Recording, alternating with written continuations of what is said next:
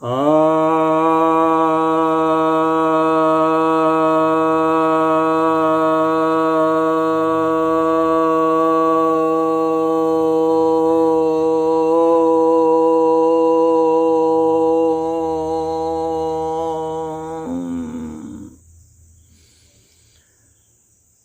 भक्तजनों को सप्रेम नमन। भक्तों, आज एक जिज्ञासा पर एक छोटा सा वीडियो देने जा रहा हूँ। जो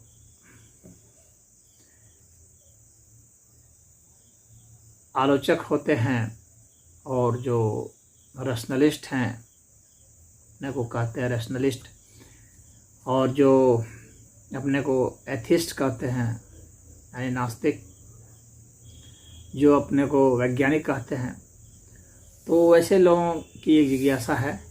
उनका कहना है कि हम उड़ने वाले बंदरों पर विश्वास नहीं करते।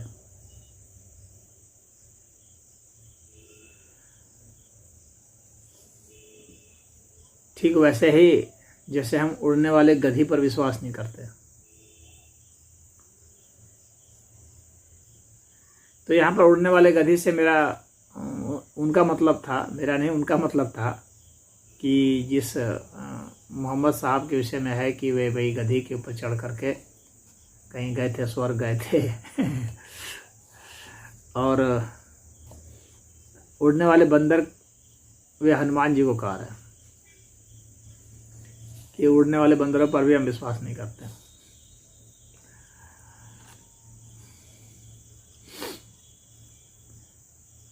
क्योंकि हम लोगों ने उड़ने वाले बंदर नहीं देखे हैं, तो भला विश्वास कैसे होगा। पहली बात तो यह है कि हनुमान जी बंदर नहीं थे। उन्हें यह दूर कर लेना चाहिए कि आज जिन बंदरों को हम जानते हैं वो हनुमान जी नहीं थे। बंदरों को जो लोग अपना पूर्वज मानते हैं और पूजनीय मानते हैं, उन मनुष्यों ने, उन कबीले वालों ने, उस समाज ने बंदरों जैसा कुछ व्यवहार अपने में शामिल किया था। जो सामान्य जो मनुष्य उस समय के थे वे उन व्यवहारों से अपरिचित थे। तो जो जंगलों में रहते हैं, आज भी आप देखेंगे कि भारत की जो मिलिट्री गई थी श्रीलंका, वहाँ उन लोगों को बहुत दिक्कत आ रही थी। तमिल उग्रवादी थे, उनको न्यूट्रलाइज करने में, क्योंकि उन्होंने उसी बंदर की तकनीक अपनाई हुई थी। जैसे बंदर पेड़ में रहते हैं, वैसे जो आदमी लगातार पेड़ में चढ़ने का अभ्यस्त हो, पेड़ पर ही रहने में समर्थ हो, तो आप उसे खोजेंगे जमीन पर, वो मिलेगा पेड़ पर, जंगल में, और वहां से वो हमला करेगा। पेड़ से हमला भी वो कई प्रकार से कर सकता है। या तो सीधा वहां से आपके ऊपर कूद जाए, या वहीं से आपको मारना शुरू कर दे, या वहाँ वो अपना कुछ रस्सी वस्सी बांधा हुआ हो और वहाँ से आ करके आपको धक्का मारे या कोई हथियार से मारे और फिर पुनः वापस झूल करके चला जाए वहीं पर। रात के समय हमला कर दे। दिन में भी पता नहीं चलेगा, घने जंगल जो होते हैं वहाँ दिन में भी अंधकार होता है या बहुत कम रोशनी होती है। तो बंदरों की एक आदत और होती है, वो है अप्रत्याशित हमला करना, बहुत तेजी से, और किसी को पता नहीं चल पाए। कैमोफ्लेज, मिलिट्री में कैमोफ्लेज टेक्निक कहा जाता है इसे। कैमोफ्लेज टेक्निक मतलब उसमें इनको छिपा लेना। तो कैमोफ्लेजिंग जो होती है, तो उसके लिए यह जरूरी है कि आप मनुष्य जो है, जो पेड़ पर रह रहा है, बंदर का व्यवहार एडॉप्ट कर लिया है, और वह बंदर जैसा अधिवेश बना कर रहता है, तो अगर कभी किसी ने गौर से देखा तो उसको एक क्षण तो लग सकता है कि बंदर ही ऐसा है, तो ध्यान नहीं दे सकता है और वो दिख जाने के बावजूद भी नहीं डिटेक्ट हो पाएगा। तो इसके लिए ज़रूरी है कि हम अपने मुंह को भी रंग लें। जैसे कि मिलिट्री के लोग ऑपरेशन करने जाते हैं तो अपने मुंह में भी सब कुछ लगा लेते हैं ताकि अच्छी से कैमोफ्लेजिंग हो जाए। जंगल में पत्ते जैसा कुछ भेष बना लिए, कपड़े भी उसी जैसा पत्ते जैसा पहन लिए, कपड़े में भी दाग उसी तरह से हो। तो उसी तरह से जो जंगलों में रहने वाले, जो कहा जाता है कि हनुमान जी या हनुमान जी के जो रिश्तेदार नातेदार जो भी थे, वे सब जो थे वे उसी तरह से रहते थे और भेष भी वैसा बना के रखते थे, पूंछ वगैरह भी सब लगा लेते थे ताकि किसी प्रकार से बाहर से जो अच्छा से गौर से बहुत नहीं देखेगा वो पकड़ नहीं पाए कि ये बंदर है कि आदमी है, तब उस पर हमला आसानी से किया जा सकता है। समझ ही नहीं पाए वह। तो जंगल में सुरक्षा के लिहाज से भी यह बहुत ज़रूरी है। मनुष्य को पेड़ पर चढ़ने आना चाहिए और एक पेड़ से दूसरे पेड़ में जंप कर सके, उसके लिए वे सब रस्सी वगैरह भी बांधे रहते थे पेड़ की टहनियों में यहाँ से। तो उसको भी उड़ना आप कह सकते हैं कि यहाँ से छलांग लगाया, उसको पकड़ लिया, उसको छलांग लगाया। इस तरह से पूरे जंगल में घूम घूम करके वे छलांग लगाते गए, आपके पकड़ में आने ही वाले नहीं। तो इस तरह की जो हैबिट्स है और जो कस्टम है, सिस्टम है, उसको उन लोगों ने अडॉप्ट किया था, उसको स्वीकार किया था। इसके कारण ही वे बंदर जाति के एक तरह से उसको कहते हैं, मनुष्यों में बंदर, मतलब बंदर नहीं बल्कि मनुष्यों में बंदर।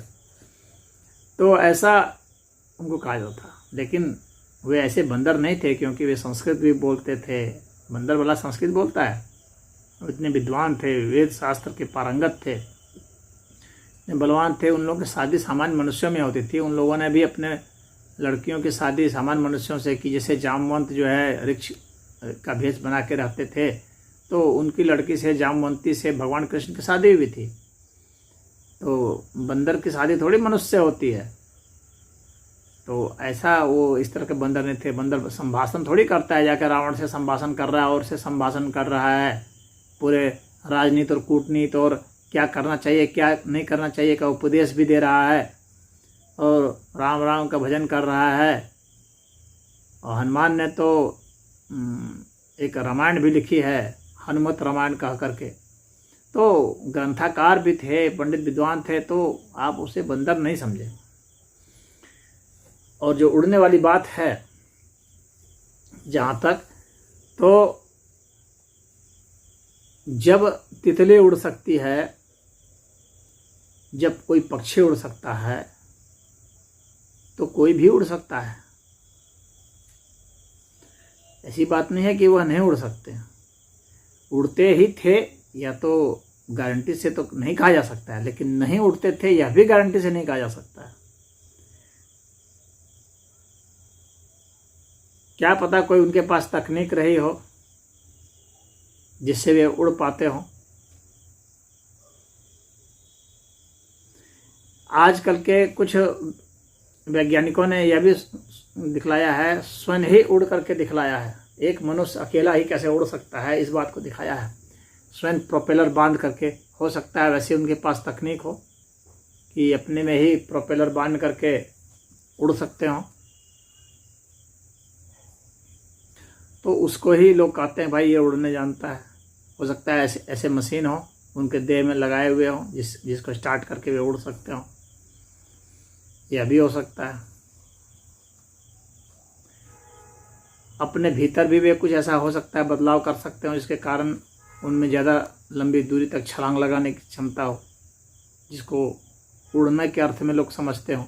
क्योंकि जब आदमी बहुत लंबे छलांग लगाता है तो फिर उसको एक तरह से उड़ना भी कह देते हैं।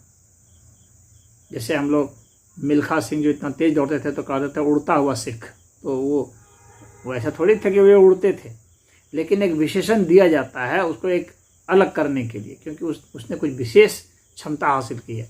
तो जो कोई बहुत लंबा जंप करता हो तो उसको कह सकते हैं कि उड़ने वाला आदमी।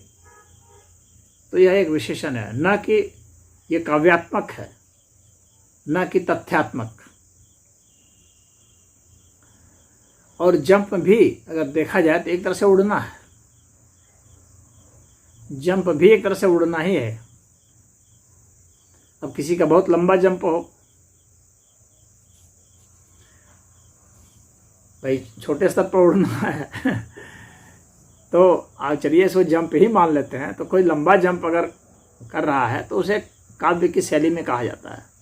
तो व्यक्ति को यदि कोई शास्त्र काव्य में लिखा गया है तो हमें काव्य के रहस्य को समझना है तो एक कवि होना पड़ेगा, उसे वैज्ञानिक तथ्यों से नहीं आंक सकते। फिर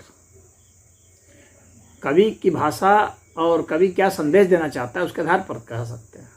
जैसे मान लीजिए कि जातक कथाएं हैं तो उसमें जो है कोई ऐसा भी है कि खरगोश है सिंह से बात कर रहा है, हरिण से बात कर रहा है, वृक्ष से बात कर रहा है। तो कहेगा अरे कहीं खरगोश इससे बात करते हैं क्या, जंगल में ऐसी कहीं मीटिंग होती है क्या? ये तो कवि की कोरी कल्पना है। लेकिन उसके पीछे संदेश क्या है वह हमें समझना होगा। अगर संदेश आप नहीं समझ सकते इसका मतलब है कि आप में काव्य रस की कमी है और आप यह नहीं समझ पाते हैं कि अतिशयोक्ति अलंकार का प्रयोग कहाँ किया जाता है। तो अतिशयोक्ति अलंकार का भी प्रयोग किया जाता है समझने के लिए। हर समय वो वैज्ञानिक दृष्टिकोण से ही नहीं लिखा जाता है। तब तो वैज्ञानिक ग्रंथ और काव्यात्मक ग्रंथ में अंतर क्या रह जाएगा। तो अगर कवि ने ऐसा लिखा है तो हो सकता है अतिशयोक्ति के अर्थ में लिखा है, या ये हो सकता है कि वैज्ञानिक अर्थ में भी लिखा हो, उनके पास कुछ तथ्य हों, कोई मशीन वगैरह का आविष्कार कर लिया गया हो। जब रावण के पास विमान थे, उस पर विमान की थे लोगों के पास, विमान बनाने की टेक्निक का भी एक ग्रंथ है। जैसे याज्ञवल्क्य जो हैं और भारद्वाज ऋषि जो थे उन्होंने तो उस पर ग्रंथ ही लिख डाला है वैमानिक शास्त्र का करके। तो भारद्वाज ऋषि ने वैमानिक शास्त्र लिख दिया है, याज्ञवल्क्य ऋषि ने भी जिक्र कर दिया है। तो कई ऋषि जो थे पहले के उन्होंने जिक्र किया है। तो वाल्मीकि ऋषि ने भी जिक्र किया कि ऐसे जो है उस वक्त विमान की तकनीक थी, लोग उड़ने जानते थे, लेकिन सभी लोग नहीं, कुछ विशेष लोग। तो वैसी तकनीक उनके पास उपलब्ध रही होगी। आज भी कुछ लोगों ने उड़ करके दिखाया है, व्यक्तिगत अकेला ही, तो ऐसी मशीन को लगा करके। तो हो सकता है कि उस तरह की तकनीक उस वक्त भी इवॉल्व कर ली गई हो और वो इतना कमर्शलाइज्ड नहीं हो, इतने बड़े स्केल पर नहीं बनाया जाता हो कि वो सबके लिए उपलब्ध हो जाए। तो यह नहीं कहा सकता है कि उस वक्त विज्ञान एकदम पीछे ही था। यह था कि इस वक्त विज्ञान को कॉमर्स के साथ जोड़ दिया गया है, उस वक्त विज्ञान को कॉमर्स के साथ नहीं जोड़ा गया था। जो बहुत उच्च स्तर के विज्ञान की चीज़ें होती थी उसको बहुत जो शक्तिशाली प्रभावशाली लोग थे वे ही लोग रखते थे, और बहुत गोपनीय होता था, उसको लोग बताते नहीं थे। बताने से फिर उसका महत्व तो घट जाता था ना, इसलिए लोग बताते नहीं थे। और अभी के ज़माने में क्या है कि धन कमाना मुख्य है, इसीलिए उसको सबको बताना पड़ता है, दिखाना पड़ता है, देना पड़ता है। तो जब हमारे लिए कमाई महत्वपूर्ण हो जाती है तो हम चाहे कितने भी गोपनीय तकनीक हो हम उसको ज़रूर बताते हैं, क्योंकि हमें कमाना है धन। और जब कमाई महत्वपूर्ण नहीं होती है तब फिर उसको आदमी गोपनीय रखता है। जो अपने महत्व को बढ़ाना चाहता है वह भी गोपनीय रखता है। जो नहीं चाहता है कि दूसरों को वह शक्ति मिले, वह अधिकार मिले, वह गुण मिले, तो भी गुप्त रखते हैं। तो उस ज़माने की वैसी स्थिति रही होगी जिसमें वे सबको नहीं उसको उपलब्ध कराना चाहते थे। तो ऐसी भी बातें हो सकती है। तो उड़ने वाले जो बंदर की बात है, तो हनुमान जी पहली बात बंदर नहीं थे, और दूसरी बात है कि उड़ने की तकनीक उनके पास उस वक्त विद्यमान हो सकती थी, जिसको वो अपने व्यक्तिगत रूप से उसका प्रयोग कभी करते रहे होंगे आपत्ति विपत्ति की स्थिति में। हर समय नहीं तो भी आपत्ति विपत्ति में प्रयोग करते रहे होंगे। और इसलिए भी यह भी जिक्र है कि राम और लक्ष्मण को अपने कंधे पर बिठा करके वो उड़ा के ले गए थे। यह भी हो सकता है कि राम और लक्ष्मण को अपने कंधे पर बैठा कर ले गए हों, और चूँकि बहुत लंबा समय ले गए हों और बहुत जल्दी जल्दी ले गए हों, लंबी दूरी तक बहुत जल्दी ले गए हो, तो कहा भाई तो ये तो बहुत तेज़ी से लाया, ऐसे कैसे उसको उड़ा के लाया इस तरह से। तो यह एक कवि की अतिशयोक्ति हो सकती है। दूसरी बात है, अगर उनके पास तकनीक थी तो इतने तकनीक रही होगी कि खुद भी उड़ सकते हैं और किसी को अपने साथ भी ले जा करके उड़ा के ले जा सकते हैं, बैठा कर ले जा सकते हैं। तो ये दोनों ही संभावनाएं हैं। फिलहाल हम दोनों संभावनाओं में से कोई भी एक संभावना मान सकते हैं।